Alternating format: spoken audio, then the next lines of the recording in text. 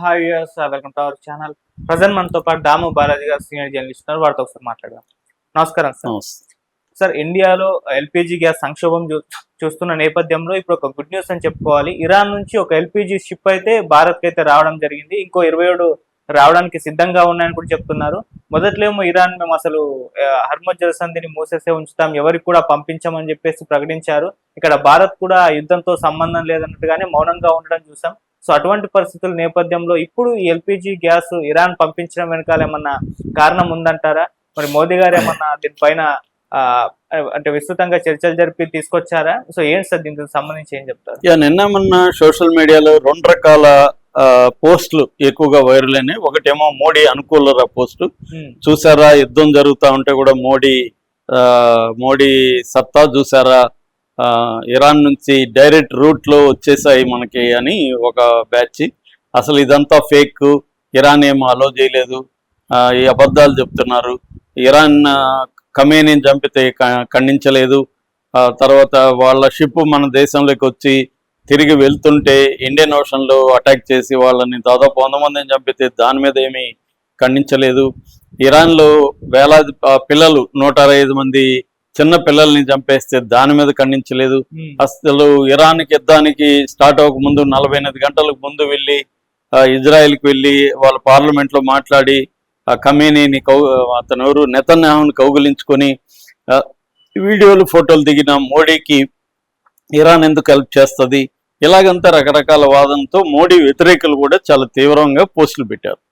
కానీ వాస్తవం ఏమంటే మనకి ఎల్పిజి షిప్పులు 2 అయితే ఈరోజు వదిలారు ఖచ్చితంగా. అది రాయిటర్స్ దగ్గర నుంచి అన్ని ఇంటర్నేషనల్ పత్రికలు, అన్ని ఇండియన్ మ్యాగజైన్స్ అందరూ కూడా రాశారు. ఇరాన్ అధికారులు కూడా దీన్ని కన్ఫర్మ్ చేశారు. ముఖ్యంగా మన ఇండియన్ ఇరాన్ ఎంబసీకి సంబంధించిన అంబాసిడర్ ఆయన మహమ్మద్ పతాలి, ఆయన కూడా మీడియాతో మాట్లాడారు. సో ఇది వాస్తవమే. ఈరోజు మన షిప్పులు 2 అంటే ఇవి ట్యాంకర్స్ అంటారు వీటిని, ఎల్పిజివి, శివాలిక్ అనేది నందాదేవి. ఈ 2 శివాలిక్ అయితే మార్నింగ్ వచ్చేసింది, అది నందాదేవి కూడా కొన్ని గంటల్లో వదులుతాను, మేబీ ఈ పాటికి అది కూడా వదిలేసి ఉండొచ్చు. ఈ 2 కూడా ఖతార్ నుంచి బయలుదేరాయి గ్యాస్తో, ఎల్పిజి గ్యాస్తో, లిక్విడ్ పెట్రోలియం గ్యాస్ అంటారు ఎల్పిజి గ్యాస్. యాక్చువల్గా మన దేశంలో ఎల్పిజి క్రైసిస్ ఉంది, ఎందుకంటే మన అవసరాల్లో దాదాపు మనం దిగుమతి చేసుకునే దాంట్లో 90% గల్ఫ్ కంట్రీస్ నుంచే మనకి, మిడిల్ ఈస్ట్ నుంచే మనకు వస్తుంది. అందులో గల్ఫ్ కంట్రీస్ నుంచి మేజర్గా మనకి ఈ హార్ముజ్ జలసంధి నుంచే రావాలి. అది ఆగిపోవడం వల్ల మనం ఇప్పుడు రష్యా నుంచి, అమెరికా నుంచి కూడా కాస్ట్లీ, అమెరికా నుంచి మనకి కొనుక్కుంటా ఉన్నారు మోడీ. ఎందుకంటే ముఖ్యంగా హౌస్ హోల్డ్కి ఇబ్బంది కలగకూడదని మోడీ ప్రభుత్వం నిజానికి చాలా చక్కగానే డీల్ చేసిందని చెప్పొచ్చు. ఎందుకంటే ఇప్పటివరకు 80 దేశాల్లో పెట్రోలు డీజిల్ పెరిగితే ఇండియాలో పెరగలేదు ఇప్పటికీ. అంటే జాగ్రత్తగా బ్యాలెన్స్ చేసుకొని యుద్ధం వల్ల వచ్చిన నష్టాలని ముందు నుంచి కూడా బేరేజ్ వేసుకొని చేస్తూ వచ్చింది మోడీ ప్రభుత్వం. ఈ రకంగా మనకి ఇబ్బంది కలగల. చాలా దేశాల్లో, నేను నిన్న కూడా జర్మన్లో ఉండే ఒక అబ్బాయితో మాట్లాడితే అక్కడ కూడా పెట్రోలు డీజిల్ పెరిగాయని చెప్తున్నాడు. అన్ని చోట్ల పెరిగాయి, 85 దేశాల్లో పెరిగాయి. ఇక్కడ ఇండియాలో ఇప్పటివరకు ఏం పెరగలేదు. దానికి కూడా వ్యతిరేకులు రకరకాలుగా చెప్తూ ఉంటారు, అది వేరే విషయం. అట్లాగే ఇప్పుడు ఎల్పిజి క్రైసిస్, ముఖ్యంగా కమర్షియల్ గ్యాస్ అనేది మనకి చాలా ప్రాబ్లం అయిపోయింది ఇండియాలో. దాన్ని కూడా రేషనింగ్ అనేది చేశారు. అసలే అందకుండా ఏమి లేదు కానీ రేషనింగ్ చేశారు, ఎందుకంటే కావాలనే ఓవర్ స్టాక్ చేయడం అవన్నీ వ్యతిరేకిస్తూ ఇప్పుడు మనకి ఆ ఇబ్బంది కూడా లేదు. ఎందుకంటే ఇక్కడ హార్ముజ్ నుంచి అలో చేశారు. మొత్తంగా మన షిప్పులు ఇప్పటి వరకు ఏంటంటే ఇటు ఆయిల్ ట్యాంకర్స్ కానీ, ఎల్ఎన్జి కానీ, లేకపోతే ఎల్పిజి కానీ, 3 రకాలవి తీసుకొని వస్తున్నవి 24 షిప్పులు అక్కడ రెడీగా ఉన్నాయని చెప్తున్నారు. వీటిని 1 by 1 వదిలించుకునేదానికి రెడీగా ఉంది. అయితే ఇప్పుడు చాలా మందికి ఆశ్చర్యం ఏమంటే, ఇరాన్ అసలు మోడీ ఇరాన్ పట్ల క్రూయల్ గా ఉన్నాడనేది చాలా మంది అభిప్రాయం. మరి ఇరాన్ ఎందుకు దీనికి ఒప్పుకునింది అనేది ఫస్ట్ ఏమో నమ్మలేదు, ఇప్పుడేమో నమ్మారు. నమ్మి కానీ ఇరాన్ ఎందుకు ఒప్పుకునింది, ఎలా ఒప్పించాడు మోడీ అనేది అందరికీ ఆశ్చర్యం. యాక్చువల్గా ఏంటంటే ఇరాన్ పాయింట్ ఆఫ్ వ్యూలో చూస్తే ఇరాన్ ఆల్మోస్ట్ ఏకాకిగా ఉంది. ఇండైరెక్ట్ గా రష్యా, చైనా కొంతవరకు హెల్ప్ చేస్తున్నాయి తప్ప ఇరాన్కి ఎవరు సపోర్ట్ రాలేదు. దాదాపు 57 ముస్లిం దేశాలు ఉంటే ప్రపంచంలో, ఒక మెయిన్ ముస్లిం దేశాలు ఏవి కూడా ఇరాన్కి హెల్ప్ చేయట్లేదు.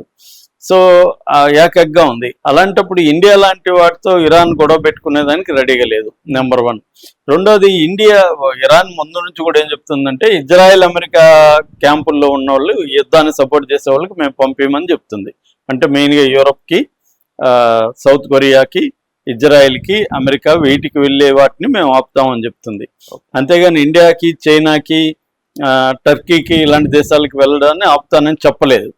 కానీ భయపడి చాలా, అంటే ఒకటి వచ్చి ఇన్సూరెన్స్ ఆపేశారు, మేము ఇన్సూరెన్స్ ఇవ్వం, వార్ ఇన్సూరెన్స్ ఇవ్వమని చెప్పేశారు. 2, ఈ స్టాఫ్ ఉంటారు కదా, వీళ్ళు భయపడి మేము వెళ్ళమని చెప్పేశారు, దాంట్లో పనిచేసే వాళ్ళు, షిప్పులు దాడి అవుతాయని. అట్లాగే షిప్ కంపెనీ ఓనర్లు ఉంటారు కదా, వాళ్ళు కూడా రిస్క్ చేయలేము మేము అని చెప్పేశారు. ఇలాంటి కారణాల వల్ల రాలేదు. నిజానికి వాళ్ళు ముందు నుంచేమి మన దాని మీద ఏం దాడి చేయలేదు. ఒకే ఒక థాయిలాండ్ నుంచి వచ్చే దాని మీద మాత్రమే దాడి చేశారు, అది ఇండియాకి వస్తుంది, దాన్ని కూడా వీళ్ళు ఖండించారు. సో ఈ యుద్ధం స్టార్ట్ అయినప్పటి నుంచి కూడా జయశంకర్ ట్రై చేస్తూనే ఉన్నాడు. దాదాపు అబ్బాస్ అరాక్చి వాళ్ళ ఫారిన్ మినిస్టర్, ఆయనతో 3-4 సార్లు జయశంకర్ టచ్లోకి వెళ్ళాడు. అట్లాగే మోడీ కూడా వాళ్ళ ప్రెసిడెంట్ మసూద్ పెజెష్కియాన్ ఆయనతో మాట్లాడాడు మోడీ కూడా. సో ప్రధానంగా ఇండియా కన్సర్న్ ఏంటంటే, ఒకటి ఈ హార్ముజ్ జలసంధి గుండా వస్తున్న ఇండియాకి వస్తున్న గ్యాస్ కావచ్చు, లేకపోతే క్రూడ్ ఆయిల్ కావచ్చు, వీటిని వదిలిపెట్టమని ఒక రిక్వెస్ట్. రెండోది ఏంటంటే, గల్ఫ్లో ఉన్న ఇండియన్స్ వాళ్ళ మీద బాంబులు వేయడం కానీ ఇంకోటి చేయొద్దండి, ఎందుకంటే ఇండియన్స్ దాదాపు గల్ఫ్ దేశాల్లో 1 కోటి మంది పైన ఉన్నారు, వాళ్ళ ప్రాణాలు మాకు ఇంపార్టెంట్ అనేది చెప్పడం. మూడోది, అసలు యుద్ధం పట్ల మీరు కొంత వీలైనంత ముగించండి త్వరగా, మీ వైపు నుంచి సానుకూలంగా ఉండండి, ఇలాంటివేవో డిప్లొమాటిక్ సంబంధించిన ఇవి మోడీ డిస్కస్ చేసినట్టుగా చెప్తున్నారు. సో అదొక కారణం. మూడో కారణం ఏంటంటే, మొన్న ఇరాన్ ఒక షిప్ని అమెరికా దాడి చేసి చంపింది. దానికి కూడా 2 రోజులు లేటుగా స్పందించినా కూడా ఇండియా స్పందించింది, జయశంకర్ స్పందించాడు, దాని మీద ఆరా తీశారు. దాని తర్వాత ఇంకొక షిప్ ఏమో, మొత్తం 3 షిప్పులు ఇరాన్వి, ఒకటేమో కొట్టింది, రెండో షిప్ ఏమో శ్రీలంకలో ఆశ్రయం పొందింది, మూడోదేమో ఇండియాని అడిగింది. ఇండియాని అడిగితే ఇండియా ఆ షిప్ని తీసుకొని కొచ్చిన్లో పెట్టి, కొచ్చిలో అక్కడ నుంచి 183 మంది ఇరాన్ సైనికులకి అక్కడ ఆశ్రయం ఇచ్చింది ఇండియా. సో ఈ చర్య కూడా ఇరాన్కి సాఫ్ట్ కార్నర్ రావడానికి ఇది కూడా కారణం. రెండోది ఏమందంటే, కంప్లీట్గా యుద్ధంలో న్యూట్రల్గా ఉంది. ఇజ్రాయెల్ని సపోర్ట్ చేయట్లేదు, అమెరికాని సపోర్ట్ చేయట్లేదు, ఇండియా న్యూట్రల్గా ఉంది, చైనా కూడా న్యూట్రల్గానే ఉంది. అందువల్ల ఇండియాకి, చైనాకి ఆయిల్ లేకపోతే గ్యాస్ రావడానికి, షిప్పులను అడ్డుకోవడానికి ఇరాన్కి ఏమీ అవసరం లేదు. అందుకని చైనాకు కూడా యుద్ధం స్టార్ట్ అయినప్పటి నుంచి దాదాపు 11 మిలియన్ బ్యారల్స్ వెళ్ళినట్టుగా చెప్తున్నారు. అట్లాగే ఇండియాకి కూడా పంపించడానికి ఇబ్బంది లేదు. సో మొన్నటి వరకు ఏంటంటే మైన్స్ పెట్టున్నారు, అది ఇదని భయపడి రాలేదు తప్ప, ఇప్పుడు ఇండియాకి అయితే ఈ 2 ఇందాక చెప్పిన శివాలిక్ అండ్ నందాదేవి 2 వచ్చేసాయి. అది కాకుండా లైబీరియా జెండా ఉన్న ఇది దాదాపు 1 మిలియన్ పైన బ్యారల్స్ ఉన్నది క్రూడ్ ఆయిల్ సౌదీ అరేబియా నుంచి కూడా ఒకటి వచ్చింది. సో ఇక మీదట వరుసగా వచ్చే అవకాశం అయితే ఉంది.